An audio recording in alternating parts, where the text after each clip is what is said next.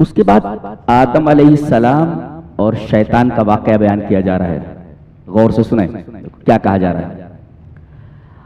اللہ تعالیٰ نے فرشتوں کو حکم دیا، جس کی صف میں یہ شیطان بھی تھا، کہ آدم کو سجدہ کرو. اس نے سجدہ نہیں کیا. تمام فرشتوں نے سجدہ کیا لیکن اس نے سجدہ نہیں کیا.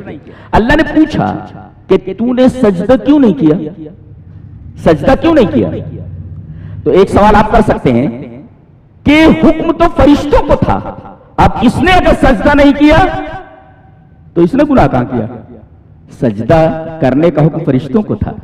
جی فرشتوں کو حکم تھا. تو یہ تو فرشتہ نہیں تھا، یہ تو جن تھا. تو اگر اس نے سجدہ نہیں کیا تو اس نے گناہ کیسے کیا؟ یہ تو گناہ نہیں ہے. جواب اس کا یہ ہے کہ سجدہ کرنے کا حکم فرشتوں کو بھی تھا اور اس بدماش کو بھی تھا. اللہ نے فرمایا، دیکھیے صاف حکم ہے. اللہ فرما رہا ہے ما منعک الا تسجد اذ امرتک، میں نے حکم دیا تھا سجدہ کرنے کا تو سجدہ کیوں نہیں کیا؟ پتہ یہ چلا کہ فرشتوں کو حکم یہ ہوا کہ آدم کو سجدہ کرو، اور بطور خاص اسپیشل اس کو حکم تھا کہ یہ سجدہ کرے. لہذا وہ سوال نہیں کیا جا سکتا کہ سجدہ کرنے کا حکم تو فرشتوں کو تھا، یہ تو جن تھا، اگر اس نے سجدہ نہیں کیا تو کون سا گناہ کیا اس نے؟ اس کو اسپیشل حکم تھا. تبھی اللہ نے فرمایا قال ما منعک الا تسجد اذ امرتک، میں نے حکم دیا تھا تو تو نے سجدہ کیوں نہیں کیا؟ تو اس سوال کا جواب ہو گیا. اچھا دوسرا سوال یہ ہے کہ اتنا بڑا گناہ اسے کیوں مانا گیا اس کی اس حرکت کو؟ جواب اس کا یہ ہے کہ نص کے مقابلے میں اس نے قیاس کیا تھا. اللہ نے فرمایا میرے حکم کے بعد تو نے سجدہ کیوں نہیں کیا؟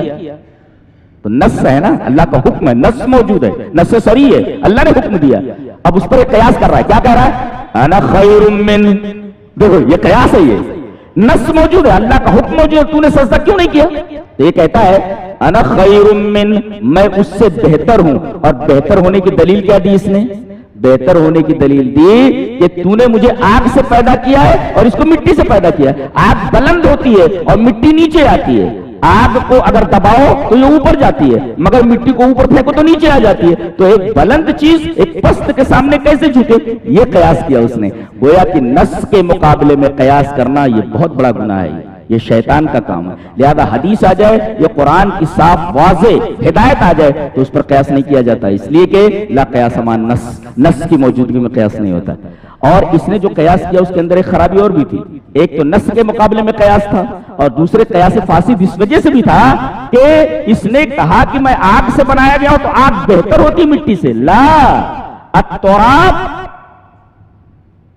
مٹی کے اندر جو ہوتا ہے اللہ تبارک و تعالی نے خصوصیت رکھی ہے کہ کسی دانے کو ڈال دیا جائے زمین میں تو ایک کا 700 کر کے دیتی ہے. جی تو التراب فیہ برکہ، مٹی کے اندر برکت ہے. وہ فی النار الاحراق، اور وہی دانا اگر آگ میں ڈال دو تو دانا جل جائے گا، وہ ایک بھی آپ کو نہیں ملے گا. تو اس نے کیسے قیاس کیا کہ میں آگ سے بنا ہوا میں بہتر ہوں مٹی سے؟ اس لیے کہ التراب فیہ برکہ، تراب کے اندر مٹی کے اندر برکت ہوتی ہے اور نار کے اندر احراق ہے. ایک دانا آپ زمین میں ڈالیے 700 دانے نکلیں گے، 700 دانے آپ کو ملیں گے. لیکن اگر اسی دانے کو آگ میں ڈال دیا تو آگ اس دانے کو بھی جلا دے گی، جائے کہ آپ کو 700 دانے ملے. جی تو اس کا قیاس دو طریقے سے قیاس مال فارغ تھا، کیسے فاسد تھا. اب اللہ تبارک و تعالیٰ نے اس کو راندے درگاہ کر دیا، کہا کہ چلا جائے یہاں سے. لیکن ابھی اس کو نیچے نہیں بھیجا گیا، ابھی آزمائش باقی تھی ان کی حضرت آدم کی. آیا اب اللہ فرما رہا ہے وَيَا آدَمُ اسْكُنْ أَنْتَ وَزَوْجُكَ الْجَنَّةَ. پہلے جب اللہ نے اسے راندے درگاہ کیا تو اس نے کیا کہا معلوم ہے؟ اللہ کو چیلنج کیا اس نے. ثُمَّ لَآتِيَنَّهُمْ مِنْ بَيْنِ أَيْدِيهِمْ وَمِنْ خَلْفِهِمْ وَعَنْ أَيْمَانِهِمْ وَعَنْ شَمَائِلِهِمْ وَلَا تَجِدُ أَكْثَرَهُمْ شَاكِرِينَ. تو نے مجھے اس کی وجہ سے گمراہ کیا ہے، آدم کی وجہ سے. تو میں کتنا عجیب ہے، یہ تو ایسے ہی ہوا کہ دشمنی کسی قوم کے ایک آدمی سے ہو اور بدلہ پوری قوم سے لیا جائے، یہ شیطانی عمل ہے. دیکھو بھئی دشمنی تیری ہمارے باپ سے تھی، آدم سے. تو کہہ رہا ہے کہ قیامت تک آنے والے جتنے رہیں گے، اس کے بیٹے، اس کی بیٹیاں، اس کی ساری اولاد کو میں گمراہ کر دوں گا. غلطی ایک کرے سزا پوری قوم کو دی جائے، یہ عمل شیطانی ہے. اس لیے کہ دشمنی اس کی آدم سے تھی. جی، اور انہی کی وجہ سے راندے درگاہ کیا گیا. تو بیٹوں نے کیا کہا، ہم لوگوں نے کیا غلطی کی بھائی، ہمارے پیچھے کیوں پڑا ہوا ہے بھائی، ہمارے پیچھے کیوں پڑا ہوا ہے، ہم نے کیا کیا تیرا، ہمارے باپ کا بدلہ ہم سے لے رہا ہے، تو شیطانی عمل ہے. اللہ جی. تو کہنے لگا آگے سے حملہ کروں گا، پیچھے سے حملہ کروں گا، دائیں سے بائیں سے، اور بیٹھوں گا کہاں، صراط مستقیم پر. اس کو معلوم ہے کہ جنت کی طرف جانے والا راستہ ایک ہی ہے، چار نہیں ہے. یہ نہیں بولا کہ میں چار راستوں پر بیٹھوں گا، راستہ ایک ہی ہے اور صراط مستقیم ہے. لاقعودن لهم صراطک المستقیم، میرے رب میں تیرے صراط مستقیم پر بیٹھوں گا، جس کے لیے 17 مرتبہ دعا کرتا ہے اہدنا الصراط المستقیم. یہ چل پڑا لیکن میں اتار دوں گا اس کو، ایک تو چلنے نہیں دوں گا اور دوسرے چلنے لگا تو اتار دوں گا. اس کو معلوم ہے کہ صراط مستقیم ایک ہی ہے، کہہ رہے چار ہے. اچھا تو اس راستے پر میں اچھا کھڑا نہیں ہوا ہوں، بیٹھا ہوا ہوں. بیٹھا ہوا ہوں کیوں؟ اس لیے کہ دشمن اگر کھڑا رہے اور سامنے سے اس کا دشمن آ رہا، ارے میرا دشمن کھڑا بھاگ جائے گا، لیکن اگر چھپا ہوا اور دشمن سامنے بالکل آ جائے تو بھاگ نہیں سکتا اس سے.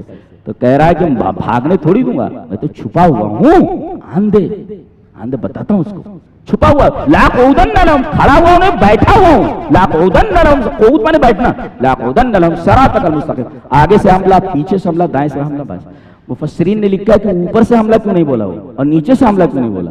یہ چار طرف سے حملہ کی بات کر رہا ہے، اوپر نیچے کیوں نہیں بولا. سمتیں تو چار ہوتی ہیں نا، آگے پیچھے دائیں بائیں چار، اوپر نیچے چھوڑ دیا اس نے. کیوں؟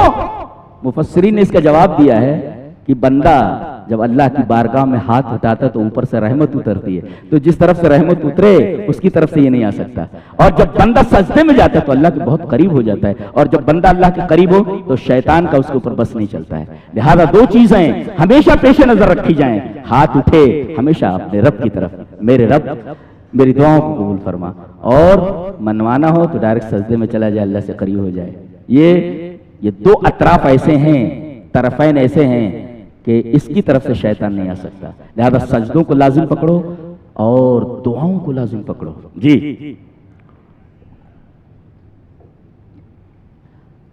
یہ بھگا دیا گیا، آدم علیہ السلام کو جنت میں ڈال دیا گیا. فرمایا گیا وَيَا آدَمُ اسْكُنْ أَنْتَ وَزَوْجُكَ الْجَنَّةَ، اے آدم تم اور تمہاری بیوی جنت میں سکون سے رہو. اس کا مطلب بیوی کے بغیر کہیں سکون نہیں ہے، لیکن اگر قاعدے کی نہ ملے تو پھر سکون کہاں ہے، عذاب جہنم سے کم نہیں ہے. بولے تو وَيَا آدَمُ اسْكُنْ أَنْتَ وَزَوْجُكَ الْجَنَّةَ، اے آدم سکون سے رہو، ٹھہرو تم اور تمہاری بیوی. جی اس سے ایک پتہ یہ چلا کہ آدمی کی فطرت میں اللہ نے یہ چیز ودیت کر رکھی ہے کہ وہ تنہا نہیں رہ سکتا. جی اس کا کوئی ساتھی ہونا چاہیے. جی اور زندگی کا یہ سفر، کہتے نہیں کہ وہ سائیکل کے دو پہیوں کی طرح ہوتے ہیں میاں بیوی، لیکن کبھی کبھی ایسا ہوتا ہے کہ سائیکل کا ایک پہیا اگر سائیکل کا ہو اور دوسرا ٹریکٹر کا ہو تو چلے گا. لہٰذا پہیا بھی ذرا دیکھ کر کے رکھو، بھائی سائیکل میں ٹریک کا پہیا لگا دیے تو گڑبڑ ہو جاتا ہے نا. جی وَيَا آدَمُ اسْكُنْ أَنْتَ وَزَوْجُكَ الْجَنَّةَ. جی اس کے بعد اللہ نے فرمایا پوری جنت میں جتنی نعمتیں سب استعمال کر سکتے ہو سوائے اس درخت کو، اس درخت کا پھل مت کھانا. جی اچھا اس درخت کی طرف حضرت آدم کی نگاہ نہیں تھی، جنت کی نعمتیں استعمال کر رہے تھے، لیکن شیطان کی نگاہ اسی ایک درخت کی طرف تھی. ہاں جی حضرت آدم کی نگاہ اس درخت کی طرف نہیں تھی، لیکن شیطان کی نگاہ اس درخت کے اوپر تھی کہ کیسے میں اس درخت تک لے جاؤں. آیا کھا رہے ہو دبا کے، بولے کھینچ رہے ہو پورے جنت میں سب نعمتیں. بولے ہاں بالکل. بولے وہ ارے درخت کا نام بھی مت لو. ارے بولے تم کو کیا پتا، تم میرے سامنے بنے ہو، سامنے پیدا ہوئے ہو، جانتے ہو اس درخت کا پھل کھانے سے کیوں منع کیا گیا ہے. بولے اگر کوئی اس درخت کا پھل کھا لے تو فرشتہ ہو جاتا ہے. وہ شجرۃ الخلد ہے، وہ جس نے کھا لیا وہ کبھی جنت سے نکالا نہیں جائے گا. دیکھو الٹی بات کر رہا ہے، الٹی بات بالکل کر رہا ہے. اسی کو کہتے ہیں زخرف القول. زخرف القول ہے جی، یہ گوبر کے اوپر سونے کا ملمہ کر رہا ہے. ارے جس درخت کے کھا لینے کی وجہ سے آدمی جنت سے نکال دیا جائے، یہ الٹا بول رہا ہے کہ اس درخت کا پھل کھا لو تو کبھی نکالے نہیں جاؤ گے. اس کو کہتے ہیں زخرف القول. جی ظاہرہ مزین و باطنہ فاسد، ظاہر میں تو مزین ہے، اچھا لگ رہا ہے، لیکن باطن میں فساد ہے. ارے مجھے اس کا نام مت لو. بولے اللہ نے کہہ دیا تھا درخت کا پھل کھاؤ گے ظالم ہو جاؤ گے، فتکون من الظالمین. فوسوس لہم الشیطان. اچھا وسوسہ کیوں ڈالا تھا جانتے کس لیے؟ کپڑا اتارنے کے لیے ان کا. جی سبب بتائے گئے. فوسوس لہم الشیطان لیبدی لہما ما اوری عنہما من سوآتہما. ان کے بدن پر جو کپڑے تھے یہ کپڑے اتارنے کے لیے اس نے ان کے دلوں میں وسوسہ ڈالا. ایک مفسر نے لکھا ہے من اہم وظائف الشیطان طرح الحیاء کہ واشاعۃ الفحش. شیطان کا سب سے بڑا کام یہ ہے کہ وہ حیا کو ختم کر دے اور فحشا بے حیائی کو پھیلائے. حیا کو ختم کر دے، بے حیائی کو پھیلائے. یہ دو چیزیں انسان کا، یہ شیطان کا مقصد ہے. من اہم وظائف الشیطان طرح الحیاء واشاعۃ الفحش. شیطان کے سب سے بڑے وظیفے دو ہیں. ایک تو ہے کہ انسان سے حیا ختم ہو جائے اور دوسرے بے حیائی پھیل جائے. تو اے میری ماں اور بہنوں، اللہ تبارک و تعالی نے تمہیں پردے کے ساتھ رہنے کے لیے کہا ہے. حجاب کے ساتھ رہو، پردے کے ساتھ رہو اور بے حیائی سے پرہیز کرو. اس لیے کہ یہ دونوں چیزیں یہ شیطان کا وظیفہ ہیں، یہ شیطان کے جال ہیں. ان جالوں کے اندر مت پھنسو. بتائے گا اب یہ اساس شرمگاہ جو ہوتی ہے، شرم، اس کو سوعت کہا گیا. سوعت عورت مانے ہوتا ہے ننگا ہونا، ننگا ہونا. عورت کو عورت کہتے ہیں کہ جنگ احزاب میں منافقین آ کر کے نبی سے عذر کرنے لگے. ارے ہم جنگ میں نہیں جا سکتے اللہ کے رسول. بولے کیوں نہیں جا سکتے؟ بولے ہمارے گھر کھلے ہوئے ہیں. ان بیوتنا عورہ، ہمارے گھر کھلے ہوئے ہیں. عورت کا معنی کھلا ہوا. یہ بند کب ہوتی ہے؟ جب اس کی شادی ہو جائے تو. جی جب تک اس کی شادی نہیں ہوتی تب تک یہ عورہ ہے، کھلی ہوئی ہے. اللہ نے فرمایا یہ کہتے ہیں ان بیوتنا عورہ، ہمارے گھر کھلے ہوئے کوئی ہے نہیں. اللہ اکبر. تو عورت مانے کھلا ہوا. جی ایسے ہی شرمگاہ کو عورت اس وجہ سے کہا جاتا ہے کہ وہ پردے کی جگہ ہوتی ہے، چھپانے کی جگہ ہوتی ہے. تو اس کو سوعت کیوں کہا گیا ہے؟ مفسرین نے لکھا ہے کہ عورت کو، کھلے پن کو، شرمگاہ کو سوعت اس وجہ سے کہا گیا ہے کہ ان العاقل یسوءہ ان تظہر عورتہ للناس. ایک عقل مند آدمی جس کے پاس عقل ہے، اگر وہ پاگل نہیں ہے، پاگل تو ننگا گھومتا ہے. اگر آدمی کے پاس عقل نام کی کوئی چیز ہے تو وہ یہ پسند نہیں کرے گا کہ اس کی شرمگاہ لوگوں کے سامنے ظاہر ہو. ان العاقل یسوءہ ان تظہر عورتہ للناس. لوگوں کے سامنے اس کی شرمگاہ کھلے.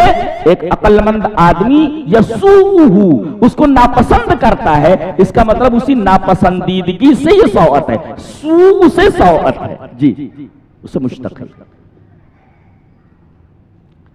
کہنے لگا الا ان تکون ملکین. ارے باج فرشتے ہو جاؤ گے، فرشتے ملک ہو جاؤ گے. او تکون من الخالدین، ہمیشہ رہو گے، جنت سے کبھی نکالے نہیں جاؤ گے. اب فطری طور پر آدمی لالچی واقع ہوا ہے. لالچی منع کیا گیا تھا کہ نکال دیے جاؤ گے. جب یہ کہہ رہا ہے کہ کبھی نہیں نکالے جاؤ گے، کھا لیے تو شک پیدا ہو گیا. دیکھو پہلے یہ شک ڈالتا ہے، اس کو کہتے ہیں زخرف القول، شک ڈالنا ہے. جی اس کے بعد اب شیطان نے دیکھا کہ چوٹ لگ گئی ہے، ہتھوڑی اچھی جگہ پڑی ہے. وقاسم، اللہ کی قسم کھا کر بولتا ہوں. اب دیکھو ایک قسم بھی کھا لیا اس نے. اب آدم علیہ السلام اور شک میں پڑ گئے، وہ صحیح کہہ رہا ہے، قسم کھا لے رہا ہے.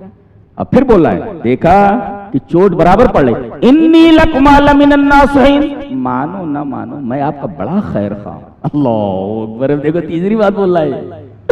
کتنی باتیں بول رہا ہے. دیکھو فرشتے بن جاؤ گے، شک میں ڈال دیا. اس کے بعد اس شک کو مضبوط کرنے کے لیے قسم کھا رہا ہے. وقاسمہما، قسم کھا لیا.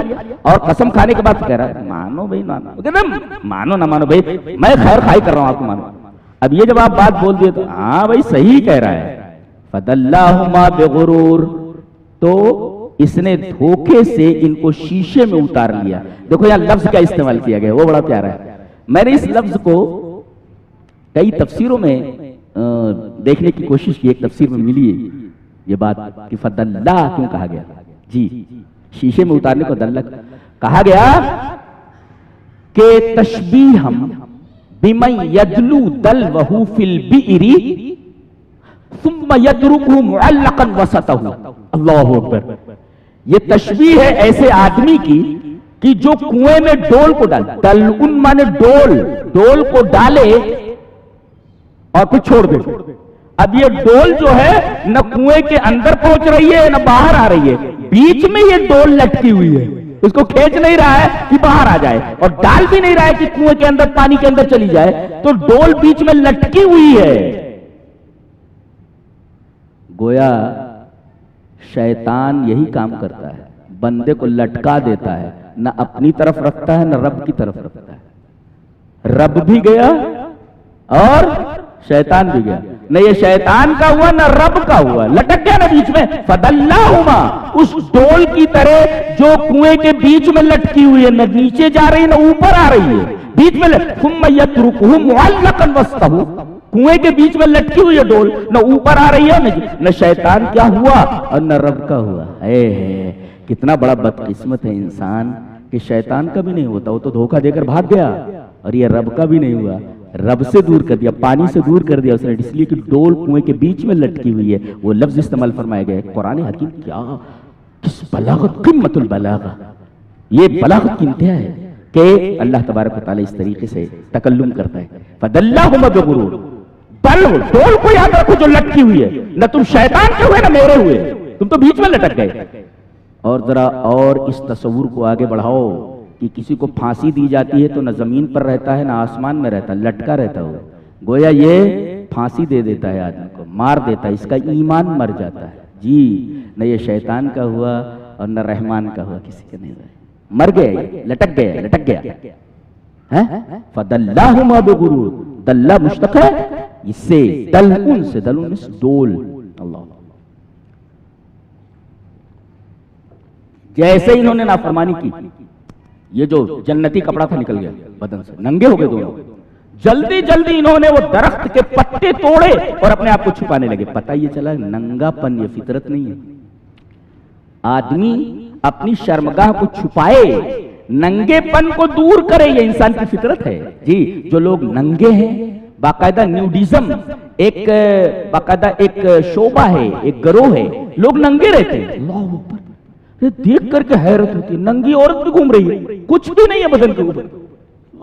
کہتے ہیں بڑا سکون ملتا ہے, سکون ملتا ہے. اب شیطان کے راستے پر بظاہر سکون تھوڑا ملے گا ہی. جی جی جی جی نیوڈیزم ایک پوری فکر ہے, ایک پوری تھنکنگ. کیا نیوڈیزم, ننگے رہتے لوگ, کپڑا نہیں رہتا بدن پہ, جبکہ خلاف فطرت ہے.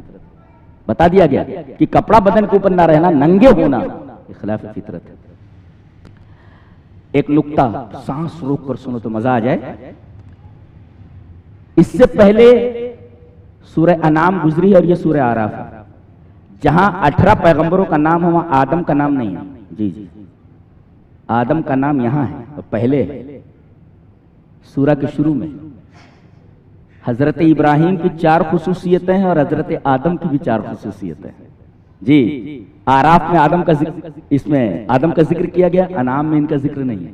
جی جہاں 18 پیغمبروں کا نام ہے, اس لیے کہ ان دونوں کی 4 خصوصیتیں ہیں. ذرا دیکھو, کہا گیا کان ابراہیم شیخ الحنفاء و امام الموحدین لاربعۃ امور. حضرت ابراہیم علیہ السلام 4 باتوں کی وجہ سے موحدین کے امام ہے اور اللہ کے خلیل ہیں. اللہ کا خلیل ہونا کوئی معمولی بات نہیں ہے. یہی ایک شخص ہے پوری کائنات میں جو اللہ کا خلیل ہے اور ہمارے نبی ہیں. لیکن یہ ہائی لائٹڈ ہے, ان کو ہائی لائٹ کیا گیا, یہ اللہ کے خلیل ہیں. کیوں؟ 4 باتوں کی وجہ سے. جعل مالہ للضیفان, اپنے مال کو انہوں نے مہمانوں کے لیے کر دیا.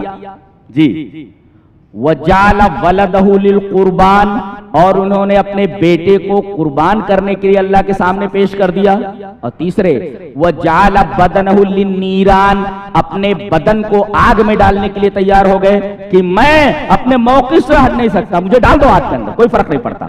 تو جعل مالہ للضیفان وجعل ولدہ للقربان وجعل بدنہ للقربان وجعل بدنہ للنیران وجعل قلبہ للرحمن اپنے دل کو رحمان کے لیے. جی تو مال کو مہمانوں کے لیے, ضیفان کے لیے, اور بدن کو نیران کے لیے, آگ کے لیے, بیٹے کو قربان کے لیے, اور دل کو رحمان کے لیے. وجعل قلبہ للرحمن. چار باتوں کی وجہ سے اللہ نے حضرت ابراہیم علیہ السلام کو اپنا خلیل بنایا. جی مال کو مہمانوں کے لیے کر لو. جی قربانی دینی ہو زندگی میں کبھی بھی اللہ کے لیے قربانی دے دینی چاہیے. بیٹے کی قربانی کم سے کم آپ سے نہیں مانگی گئی نا, اس نبی سے بیٹے کی قربانی مانگی گئی تھی. اللہ کتنا بڑا آدمی ہے, کتنا بڑا آدمی ہے. اسی وجہ سے متفق علیہ شخصیت ہے. یہودی کہتے ہمارے ہیں, نصارہ کہتے ہمارے ہیں, مسلمان کہتے ہمارے ہیں. متفق علیہ شخصیت, متنازع فی شخصیت نہیں. اور آدم کے اندر بھی یہی چار چیزیں ہیں. لیکن ایک خاص بات اور آدم کے اندر دیکھو, کسی نے کہا ما نفع آدم عند معصیتہ اسجدوا لآدم, کہ آدم علیہ السلام سے جب گناہ ہو گیا, خطا ہو گئی, خطا ہو گئی, فنسیہ بھول گئے تھے وہ, فنسیہ ولم نجد لہ عزما, ارادہ نہیں تھا پکا ان کا, بھول گئے تھے وہ, شیطان کے بہکاوے میں آ کر کے درخت کا پھل کھا لیا. تو آدم کو سجدہ کرنے کے لیے کہا گیا فرشتوں سے. یہ بڑی عزت کی بات ہے. اسجدو, سجدہ کرو کی عزت عطا کی گئی. یہ عزت ہے آدم کے لیے کہ فرشتوں سے کہا گیا کہ سجدہ کرو, لیکن اس نے نفع نہیں دیا. تو اسجدو.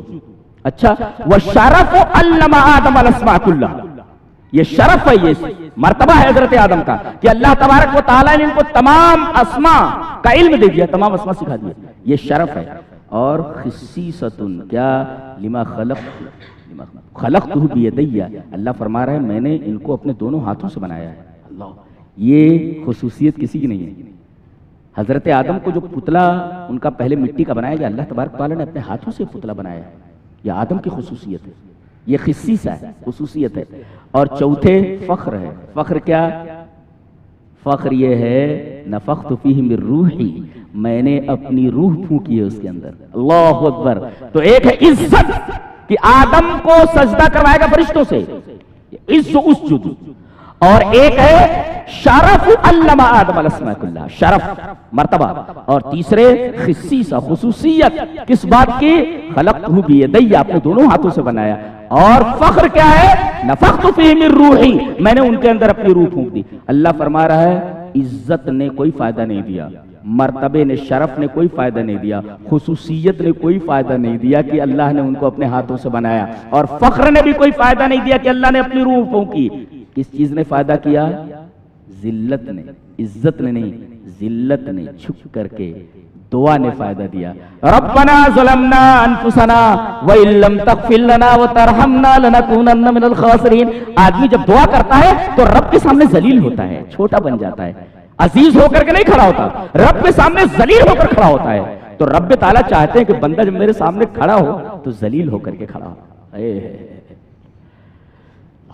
اس کے سامنے جتنا ذلیل ہو جاؤ اتنا عزیز کر دیتا ہے. ذلیل ہو کر کے تو دیکھو اتنا بڑا گناہ کیا تھا انہوں نے, لیکن دعا کر رہے ہیں ذلیل ہو کر کے, چھپ کر کے کر رہے ہیں.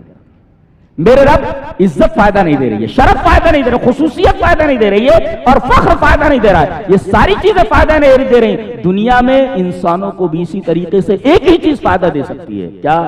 دعا. رب کے سامنے چھپ کر کے دعا بہت ہی عجیب چیز ہے. مانگ کر کے تو دیکھو, اس سے بڑی چیز, اس سے بڑی عبادت ہی کوئی نہیں. دعا کی مغز, دعا کی روح ہے یہ, دعا کا مغز ہے. الدعاء مخ العبادت, الدعاء اور مخ العبادت نہیں, الدعاء هو العبادت. نبی کریم صلی اللہ علیہ وسلم فرمایا تم دعا کے بارے میں پوچھتے دعا کیا ہے؟ دعا ہی عبادت ہے. خلاص. یہ کہتے ہیں دعا عبادت میں سے نہ, لا, الدعاء هو العبادت, دعا ہی عبادت ہے. اللہ, دعا ہی عبادت ہے. دیکھو صرف دعا سے ان کی خطا معاف کی گئی. اور ایک مفسر نے لکھا، بڑی عجیب بات لکھی، دا ابلیس ربہ فقال فانظرنی الی یوم یبعثون. حضرت آدم نے تو دعا کی، معاف کر دیے گئے. شیطان نے بھی دعا کی، انہوں نے بھی کہا ربنا ظلمنا، اس نے بھی کہا رب فانظرنی الی یوم یبعثون. جی میرے رب، آدم کی دعا تو قبول ہو گئی، میری بھی دعا قبول کر لے. انہوں نے ربوبیت کا حوالہ دیا تھا، میں بھی ربوبیت کا حوالہ دے رہا ہوں. رب پہ فانظر کہا کیا چاہیے تجھ کو، کیا چاہیے؟ اس نے معافی نہیں مانگی، کہا کہ مجھے قیامت تک مہلت دے. کائے کے لیے؟ اس کے بیٹوں کو بہکانے کے لیے. اس کے بیٹے بیٹیوں کو. یہ دیکھو کتنا بیکار آدمی ہے، کتنا بیکار ہے یہ. اس کے ذہن میں کیسا خناس بھرا ہوا ہے، کتنا بڑا دشمن ہے یہ. دیکھو یعنی اگر معافی مانگتے تو معاف کر دیا جاتا ہے،